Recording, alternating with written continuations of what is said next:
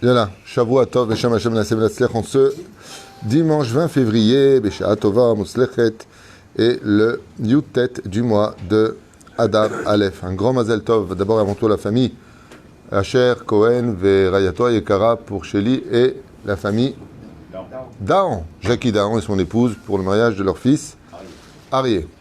Bezrat Hashem, Shishku Lakim Bait Neman, Kedat Moshe Israël. עם הרבה ילדים בעזרת השם. אבל לבינתיים, יש לנו השיעור ce matin avec un thème acheté par Jenna Belarsen, si je le prononce bien. Thème, pourquoi dégâts des eaux, maison, travail, inondation. Et remercier aussi à Kadosh Baruch Hu pour tous ses bienfaits. Donc, Toda Rabba d'avoir acheté ce shiur. Et je dois avouer que c'est un shiur qui est un peu compliqué parce que j'ai encore jamais lu dans aucun livre, ceci étant, je ne connais pas tout, pourquoi il y aurait des dégâts des eaux dans une maison. Le feu, on avait déjà vu quelques petits détails, mais des dégâts des eaux dans une maison et que les assiettes se cassent et que les choses tombent et ainsi de suite. Ma Ambrim Chazal. Donc on va compter sur l'inspiration divine pour essayer de me donner des réponses. Là où, si je posais la question à mon Rav et je lui dis pourquoi il y a un dégât des eaux, il va me dire appelle un plombier, c'est un problème de tuyauterie. Mais comme a très bien compris cette dame, c'est pas minastam que les choses se passent. Et effectivement, on a des références qui me montent à l'esprit pendant que je vous parle. Betechef neten esberim yafim lanose azeh. Bezrat Hashem. Donc voilà, juste avant de commencer le shiur, on pensera à l'élévation de l'âme chez le Kol Mété Israël, parce qu'il faut penser à tout le monde, ceux qui sont là et ceux qui sont passés de l'autre côté, au Bichlalam, Sandrine, Simi, Bat, Liliane, Aléa Shalom, René Makhlouf Ben Sarah, Mordechai Ben Rachel Polet, Kalfun Najma Bat Léonie, Nelly Bat Sheba, Sassam Bat Esther Alevi, Sarah Bat Sachnina, Eli Elman Ben Mazal, Mordechai Ben David Acha, Julo Yom Tov Ben Esmin Adam, Oulelef Elfav Dalim, Comité Israël Kimouvan, l'Erfoua Shlema de notre cher et tendre ami, le Rav David Menaché Ben Esther, à qui on souhaite un prompt rétablissement, et celui de Torah Israël, mon ami Shimshon Atali. Bémet que je lui donne une très grande Erfoua Shlema, Lama Meira, Lechaim Tovim ou Shalom. Je parlais plusieurs fois avec lui, c'était pas évident. Grande fois à la reine de notre famille, Moratimia Gdosha Vetora. Oh, c'est un bon anniversaire, mon frère Pascal. Aujourd'hui, son anniversaire. Donc, Yom Lotet Saver, mon frère adoré. Sarah Talia Batefrat, Myriam, Yana Ben Esther, Haïli, Bracha Bat Whitney, Houston, Whitney Sharon, arrête. Inon Chai Ben Ruti, Chaya Ruchama Esther, Bat Rivka, Ben Simon Baruch, Ben Ruth Soufan, Mir, Ben Ruth Soufan, Chalma Meira Tzaddik, Ma Shlomo Ben Johanna Yona Hana, Rivka Bat Esther Noam, Nathan Ben Sarah Baruch, Meir Baruch, Ben Sharon Mazal Shlomo, Jean-Luc Ben Zeira, à qui on pense très fortement d'ici. Comment il va justement? Bezrat Hashem, Achlama Mera, Lechaim Tovim. Nissim Nachman Ben Rachel Odaya, Haya Yafa Johanna Bat Solange Shemesh, David Simon, j'espère qu'il va mieux, Nissim Ben Caroline Laha. Evi Esther Bat Yael, s'il pouvait faire des Teilim aussi pour elle, ce serait superbe. Janine Zmira, Bat Alice Aïcha, et tous ceux qu'on n'a pas cités, bien entendu. Mais on commence tout de suite ce shiur sur le thème de pourquoi quoi? Oui. Attendez juste un instant, j'ai perdu le truc. Oui.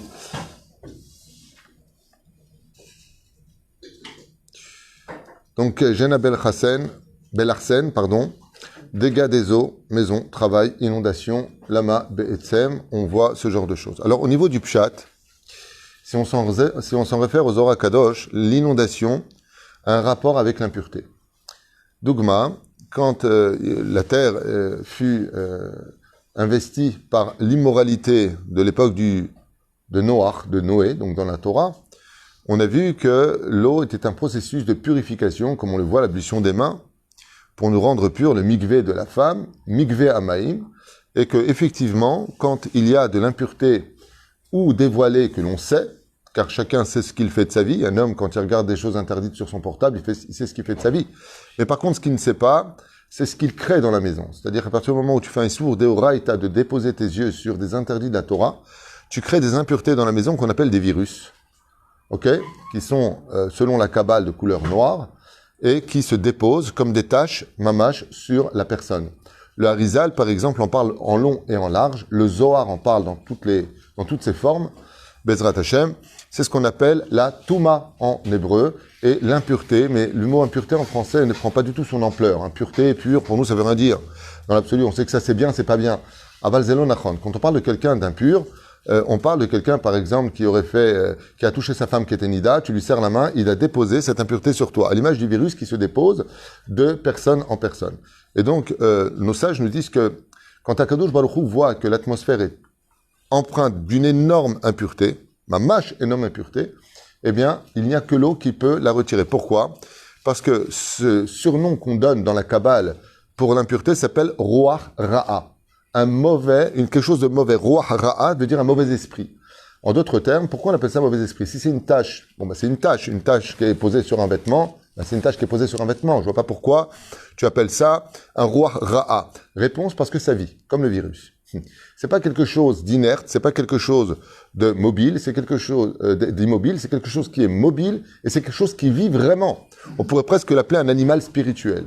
Et donc, étant donné qu'il se transmet, qu'il va à droite à gauche, il va falloir le plonger dans un univers où il n'y a pas d'air. Et quel est l'élément où il n'y a pas d'air? L'eau.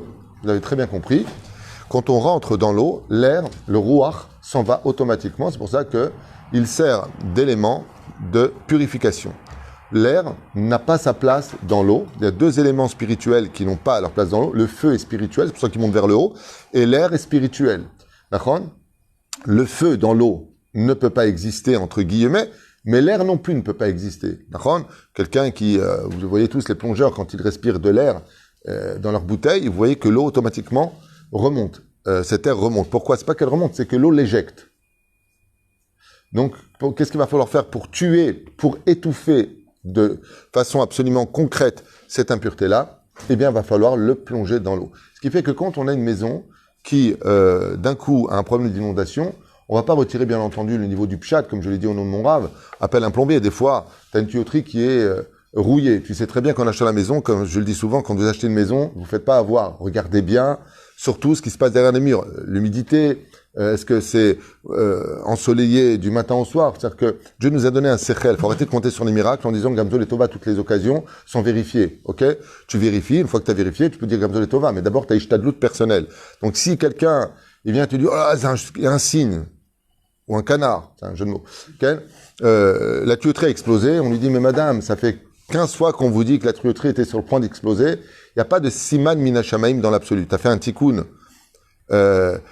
qui est simple, tu as compté sur le miracle. On n'a pas le droit de compter sur le miracle. D'accord? Quelqu'un qui a une fuite, il dit non, Dieu va me régler la fuite, c'est un imbécile. Pourquoi? Parce que Dieu t'a donné les moyens de pouvoir agir en conséquence, comme on le voit dans la fin de la Gemara de Ta'anit, Ken, que le but de l'intelligence, comme l'explique d'ailleurs le Rav Dessler dans Mirtav Eliyahu, c'est de se servir de son intellect. Dieu t'a donné un intellect. Verapo Yerapé, t'es malade, va chez le médecin. T'as un problème de plomberie, appelle le plombier. T'as un problème de menuiserie, appelle le menuisier. C'est des métiers. D'accord? Mais la reine, on parlerait donc de quelque chose, par contre, d'inattendu. D'accord? Dans le cas échéant, de quelque chose d'inattendu. Le Pshat vient nous enseigner que l'eau vient purifier une maison dans le tachlès des choses, là où tu ne sais pas ce qui se passe, en d'autres termes. L'eau a un autre symbole dans le judaïsme, c'est qu'elle est symbolique d'humilité. Contre toute attente, l'eau est symbolique d'humilité pour deux raisons citées par nos sages. La première, c'est que l'eau ne peut jamais monter, elle ne peut que descendre, à l'image de l'humidité qui va vers le bas. Et la deuxième chose, c'est que l'eau s'infiltre avec le temps partout où il veut, pour t'enseigner que celui qui est humble pénètre tous les univers et qu'il est comme l'eau, qui est source de vie. L'eau, c'est la vie. L'eau, c'est la vie. Alors, je voudrais vous dire quelque chose que nous dit le Zohar. Le Zohar nous dit, tout celui qui n'étudie pas le soir de la Torah chez lui à la maison, en fin de compte, sa maison prendra feu. Comme ça, dit le Zohar. Alors, ça veut dire quoi, qu'elle prend feu? Est-ce que ça veut dire que le rideau va s'enflammer à cause d'une bougie laissée allumée? C'est pas ça que ça veut dire forcément. Mais le Pshat le dit comme ça. Qu'est-ce que ça veut dire qu'elle prend feu? Tu laisses le Ruach Shtut, c'est-à-dire tu laisses, en d'autres termes, la possibilité d'avoir une ambiance plus colérique à la maison. Plus colérique à la maison. Et qu'est-ce que représente la Torah? La Torah est représentée par deux éléments. Dans le livre de Devarim, c'est marqué dans la paracha de Vezot Aberacha, Esh Dat Lamo, c'est-à-dire que la Torah est représentée par le feu. Donc quand ça prend feu, c'est que c'est un signe, ça manque de Torah, puisque le Zohar nous dit, une maison où on n'étudie pas la Torah le soir, mériterait de prendre feu. Chas v'shalom. Le feu est appelé colère, comme on le verra dans la paracha de la semaine. Lo tevaru esh bechol moshvotechem. Vous n'allumerez pas les feux. Raché dit, on parle de la colère, qui est appelée un feu. Et deuxième explication, quel est le deuxième symbole qui représente la Torah? Lo en ma'im et la Torah. Donc au niveau un peu, je dirais, philosophique, moussari, c'est-à-dire on parle de morale, si vraiment vous avez une situation d'inondation à la maison, c'est un signe qu'il n'y a pas assez de spiritualité à la maison. Qui en ma'im et la Torah. Et quand on vient pour nettoyer l'eau, eh bien on se rendra compte que, par exemple, un petit peu à l'image de cette haftara exceptionnelle du livre de Melachim qu'on a lu, la haftara de Shabbat Kodesh, où il y a Noui Zachor Letov descend, il dit, jusqu'à quand vous allez jouer sur les deux camps, où vous êtes avec Dieu, ou vous êtes fait avec Baal Peor. On ne peut pas jouer avec les deux. Vous allez voir quelque chose d'incroyable, l'eau elle est pure, d'accord ? Quand elle sort d'un robinet ou quand elle sort d'une tuyauterie, en général, elle est pure. Mais quand on la ramasse, elle est sale, elle vient ramasser l'impureté. Il y a un Moussar Eskel qui dit que quand on a une inondation d'eau, ça veut dire arrête de mélanger le chol avec le kodesh, l'impureté avec le kodesh. En d'autres termes, on peut tout à fait être une personne religieuse qui mettons les tefilines, qui faisons Shabbat, et être rempli de vulgarité, voire de grossièreté. Grossièreté n'est pas sorti, je ne sais pas pourquoi. Amen.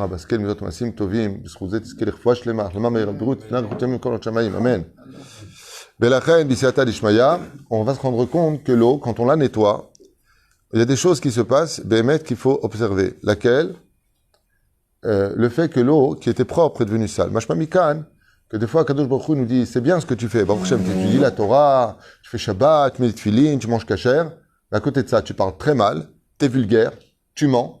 Mashma Mikan, que ton eau est sale. Yesh bezer remez gadol meod banosazé. Maintenant, on va rentrer à l'Pi Kabbalah. On va essayer d'approfondir un peu plus les sujets. Vous avez remarqué, chers amis, que très bizarrement, quand une assiette se casse, il y a une partie du peuple qui dit Mazel Tov, il y a une autre partie du peuple qui s'inquiète. Vous avez remarqué ça? Une assiette, un verre se casse, Mazel Tov! Hein? Et il y en a qui font oh là là. Donc, ouais, nous en général tunisien, on fait Mazel Tov, il n'y a pas de oh là là chez nous, tout Mazel Tov, Akol Tov. Mais effectivement, d'où vient ces minagim? Alors, on a des références, quand même, dans certains livres, où, j'ai oublié le nom d'un grand admour, quand une assiette ou un verre se cassait, il prélevait tout de suite de la tzedaka. Vama ou mitbases. Alors, on va commencer d'abord pour le Mazel Tov, et puis après, on va expliquer pourquoi il y en a qui prennent ça pas très très bien, de voir, par exemple, et c'est en rapport avec l'inondation, avec le feu dans la maison, avec des choses qui se cassent à la maison, avec des assiettes qui se cassent à la maison. On va essayer de comprendre plus profondément qu'est-ce qui se cache derrière tout cela.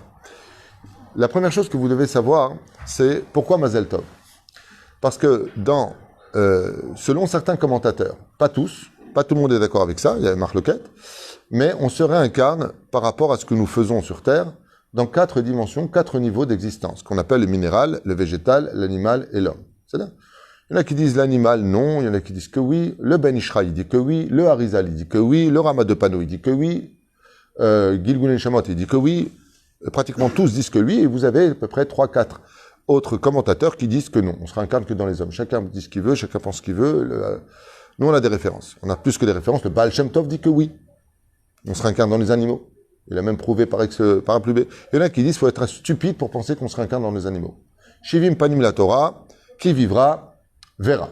Moi je m'adresse à ceux qui en tout cas acceptent l'idée, comme le dit le Ben Ishraï, que l'homme peut tout à fait se réincarner dans le minéral, le végétal, l'animal ou l'homme. C'est-à-dire, en général, quand une assiette se casse, vous savez qu'on n'a pas le droit de manger ou de boire dans une assiette cassée. Je vous le déconseille vivement. Même si l'assiette est ébréchée, ne l'acceptez pas. Des fois, au restaurant, vous allez, ou même dans un mariage, ou une bar mitzvah, vous êtes assis, on vous sert un plat, et puis elle est un petit peu ébréchée. Ne mangez pas dedans. Pourquoi? Ikacha les shichecha. Vous allez oublier votre étude avec. Il y en a qui disent comme ça. Il y a plusieurs déotes sur ça. Mais il y en a qui disent, comme par exemple, une fois, mon épouse, que Dieu bénisse, m'a dit, le verre, il est un petit peu, jette-le direct. Faut que shalem. Pourquoi? Parce que les ustensiles sont aussi une espèce de synonyme d'un rapport avec quelque chose qui nous concerne. Donc une assiette cassée, ébréchée ou autre, petite patroumisée, ne mangez pas dedans, je vous le dis. Quoi? Un verre de Kidou sacoche en argent qui est un peu cabossé, c'est le même principe? Alors, le code de Kidou, non, on a dit ébréché ou cassé. Cabossé, c'est permis. Ceci étant, tu peux l'arranger. C'est très facile à ranger. Mais s'il était, par exemple, une sedek, bezeshou shlav, c'est l'otov. Il y a même un pied à la chaz avec cette baya. Ok? Donc, pourquoi est-ce qu'on dirait Mazel Tov? Parce que si une assiette pour nous, plutôt le côté Sfarad, parce qu'Ashkenaz c'est moins Mazel Tov, le côté, les Ashkenaz c'est bizarre, parce que pour un mariage, ils cassent l'assiette pour le vort, et là c'est Mazel Tov, mais si ça se casse, ils font un tikkun. En tout cas, les Admourim. Et les Sfaradim, comme on adore Mazel Tov à toute occasion, une assiette se casse, Mazel Tov! Hein, c'est comme j'avais acheté 12 verres à tremper au mikvé, je les ai donnés à mon ami tu vas au mikvé, il m'a dit oui, je vais tremper, et on se retournait, elle a fait tomber tous les verres. Il a dit Mazel Tov.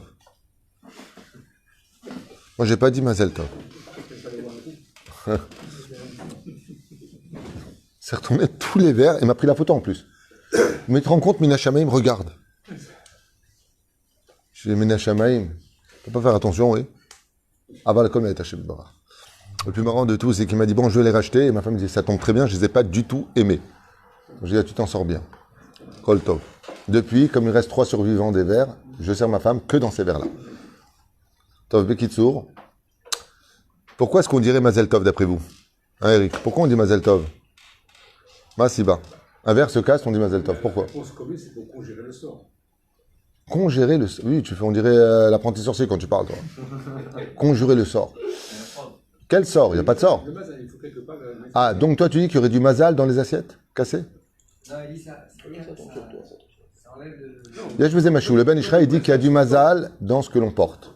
Tout ce qui nous appartient, il y a une partie de notre mazal dedans. Par exemple, laisse pas ton talit plié par quelqu'un d'autre, tes tefilines pliées par quelqu'un d'autre. Le Ben Ishraï. Okay? La membre est Mazel Tov. Je peux te recevoir un coup et c'est déjà qui lui prend la place.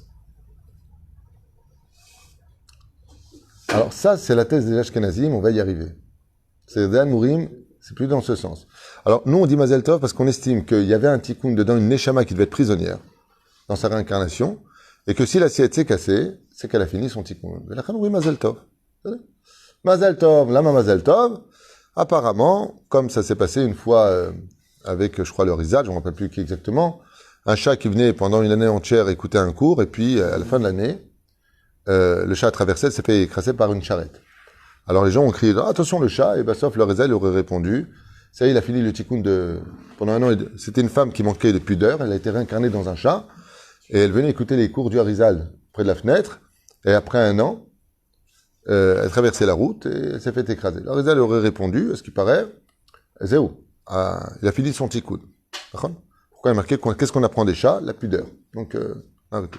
Et s'il est fainéant, dans quoi il se réincarne d'après vous? La fourmi, qui n'est pas prêteuse. Qu'est-ce qu'on apprend de la fourmi? Qu'elle bosse. La reine Biseata d'Ishmaïa. L'autre côté, par contre, vient nous dire ce que nous dit la paracha de Tazria et de Metzora.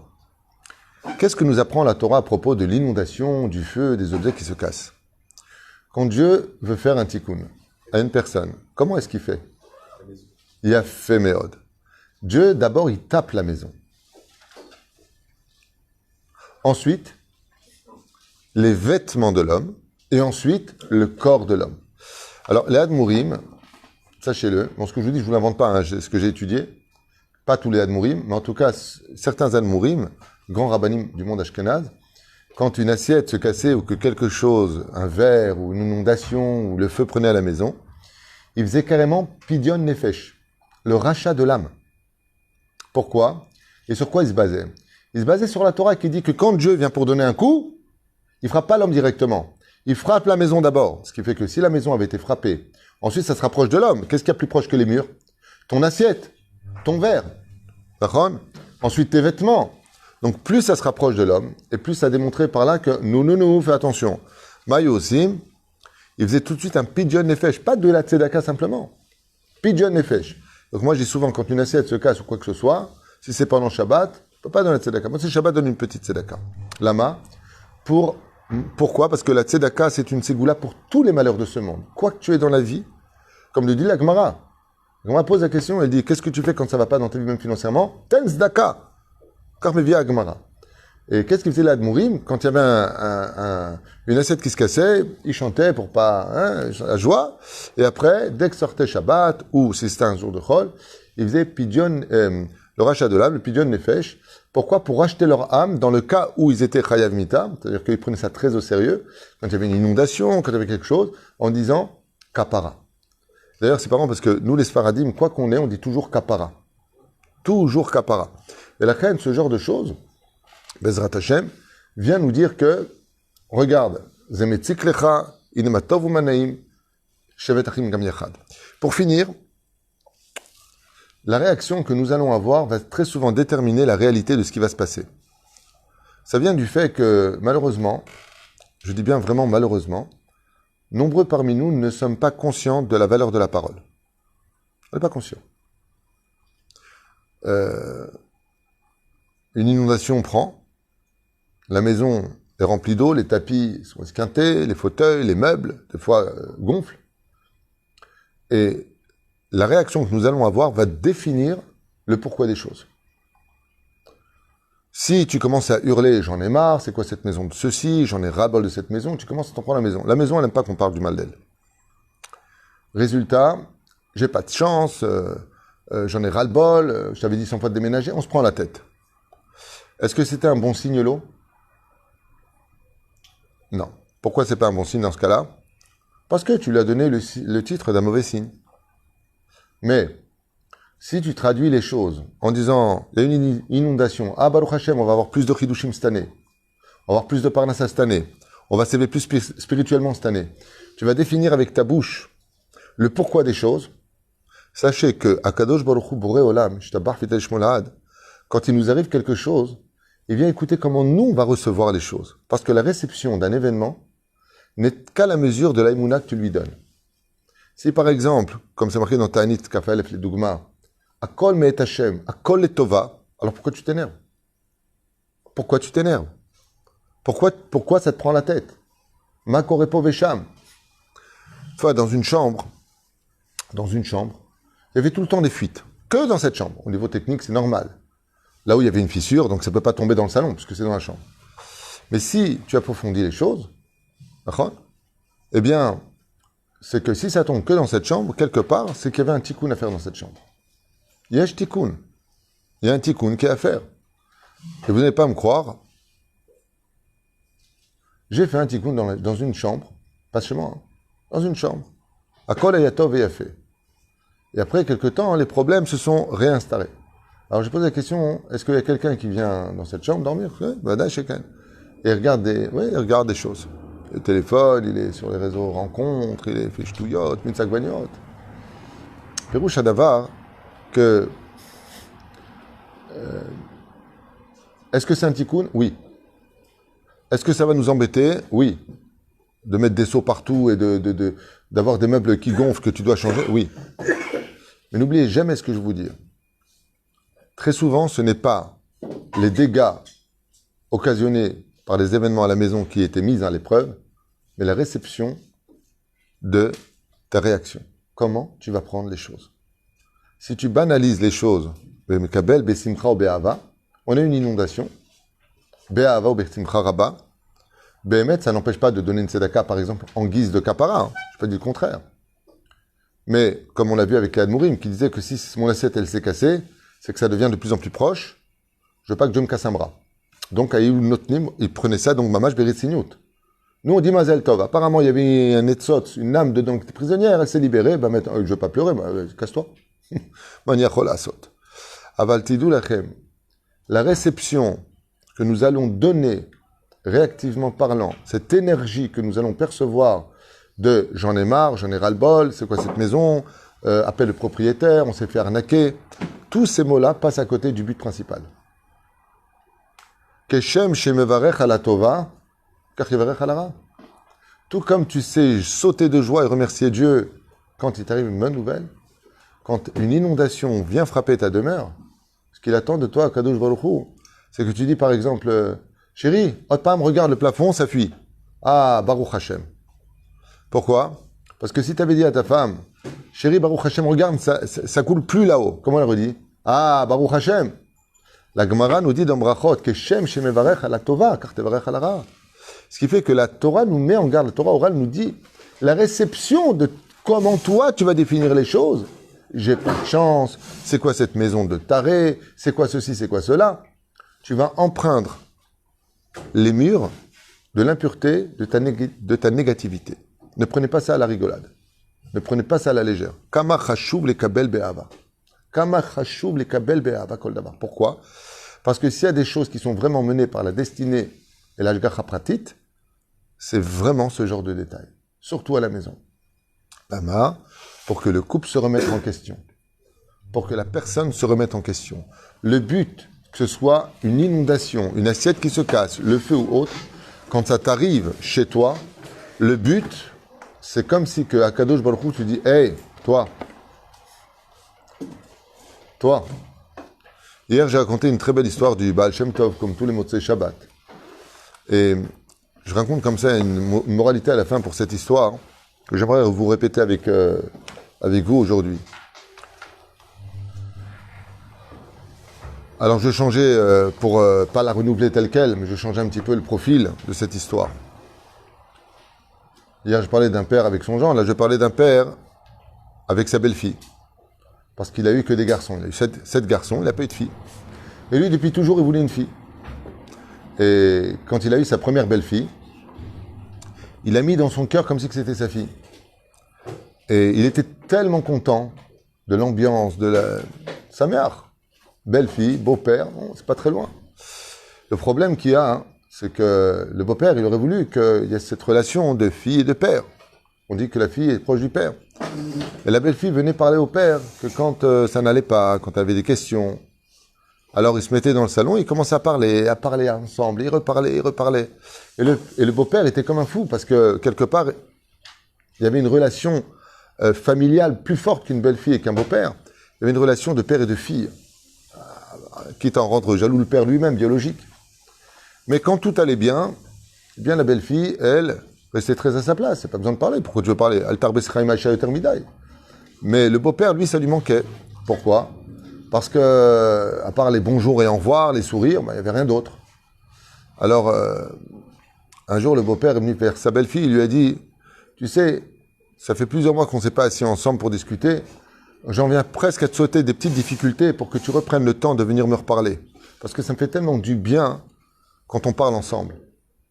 Et le beau-père, il dit à sa belle-fille, mais il y a mieux à faire. C'est que quand ça va pas, tu sais prendre le temps pour venir me parler. Essaie de prendre un quart de ce temps pour me dire aussi, me parler de ce qui va bien dans ta vie. Le quart bidou komer akadosh baruch hu. Bien entendu, je fais allusion à qui? À Dieu et le peuple d'Israël.